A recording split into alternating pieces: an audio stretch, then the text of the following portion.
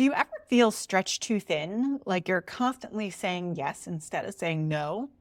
If so, you're not alone. Without healthy boundaries, especially as a working woman, it makes it that much easier for other people's needs and demands to take up your time and energy, ultimately leaving you feel completely drained, not to mention unfocused. In today's episode, we're going to talk about how to set healthy boundaries in your relationship, whether that be at work or at home or everywhere in between. That way you could protect your energy and stay focused on what matters most. You're listening to The Next Step with Corrie Lo, where we transform overwhelm into confident action.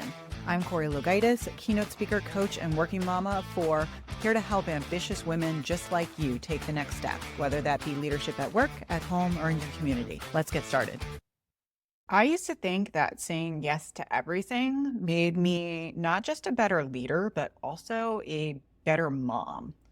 And I don't know about you, but I know for many years I modeled this by looking at all the other women in my life who did the exact same thing. But all this did was leave me exhausted and resentful, to the point that one year I was discussing it with my therapist and we decided this was something that I really needed to address. I realized that without boundaries, I was never going to be able to show up as my best self. So I had embarked on an entire year where my word of the year was boundaries. And that was my number one priority. And here's what I learned along the way. And it's this: setting boundaries isn't selfish. It's necessary. Boundaries allow you to prioritize what truly matters, as well as avoid burnout. Now, this doesn't come with its fair share of challenges. I know for me, some of the ones that popped up was the number one, the fear of disappointing other people, right? That, or worse yet, being seen as difficult. Then after that, you have to deal with the guilt of letting people around you down. You feel guilty about putting yourself first. It's like, who does that? And then there's also the frustration and struggle of knowing where exactly do you draw the line, like having clarity on what that would even look like. Now, this is something that if you don't take control of your own time, other people are going to do it for you.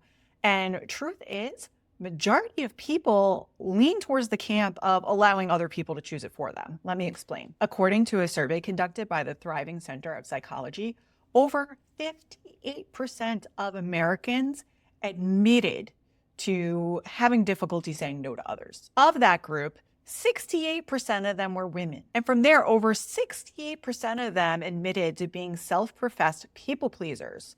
And 48% of them admitted to going to an event they didn't even want to go to. For those of you who are listening to this saying like, enough's enough, I need to deal with this, not unlike I did all those years ago when I set my word of the year for being boundaries, here's 5 steps that you could start taking immediately to start to actually implement them slowly without the guilt. First, you have to get clear on your priorities. So your boundaries should align with your values as well as your overall vision, 5-year vision, goals, whatever you want to call it. If this is something that's new to you, you might want to check out the first couple of episodes. I believe it was episode 2, where we discuss creating a 5-year vision as well as selecting values, right? That really helps you get clear on priorities from there. So that's really the very, very first step. Because the truth is, if you're unclear on what actually matters to you, you're not going to know where to draw that line. Next up, you're going to write down your top 3 priorities. These are going to set as guides for those boundaries that we're talking about. Now from there, it's time to identify where is it that you actually need to implement the boundaries. So I want you to think about the areas of your life or your career where you feel overextended and frustrated. Maybe it's saying yes to too many social events. Or maybe you're just done with constantly being available for your kids and you want them to ask, your partner or dad instead. Next, you're going to need to be able to communicate your boundaries clearly. Now, the way that you deliver your boundary is important. It's not necessarily a negative thing. You don't have to upset somebody, right? You need to be firm but respectful. So as an example, let's say a coworker keeps assigning you last-minute tasks. Like it's 5 minutes before you're supposed to be out the door and they're dropping something new on your desk. One way that you could choose to respond would say, hey, I'm happy to help, but next time I need more advance notice so I can really give this task the attention and time that it deserves. Next up, it's time to practice saying no. Saying no is a skill, and honestly, it's difficult, especially if you're a self-professed people pleaser like I once was. But with practice, it gets so much easier. Now, one quick tip for this, especially if it's something that stresses you out, that you're worried that you're going to upset other people by putting your boundary out there, is to start with small, manageable asks, right? Low stakes situations are ultimately going to help build your confidence. The more times that you do it and the more times people don't react the way that you're afraid that they're going to. And from there, really, it's about staying consistent and continuing to enforce those boundaries. Boundaries are only going to work if you stick to them, so you have to be prepared to follow through with it. It doesn't matter who that boundary is with, whether it be your boss or your child or your spouse.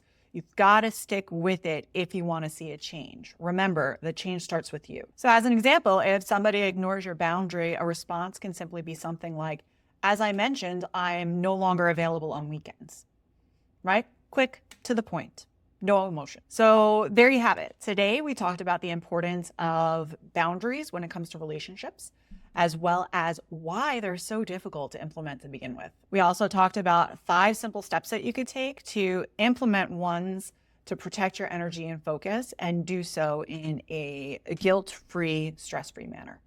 Your next step is to identify just one boundary that you need to practice and start implementing this week. And if you want some help brainstorming some different boundaries that might be applicable to you, go ahead and download my free checklist in the show notes. Thank you so much for joining me today. I understand exactly how hard boundaries are to implement and to manage. It's something I've struggled with myself, and know and speak with experience that once you do master that, it really can help you prioritize your goals and well-being and take you to the next level. Next week, we're going to be diving into the power of support networks, right? What kind of support you need, who should you have in your network to support you, and how to go about finding them. So if you've been looking to increase your circle, you're not going to want to miss it. I'll see you there. Thanks for checking out The Next Step with Corrie Lo. If this episode resonated with you, share it with a friend, subscribe, and leave a review. Together, we'll transform overwhelm into action, and we'll keep taking the next step towards confident leadership. See you next time.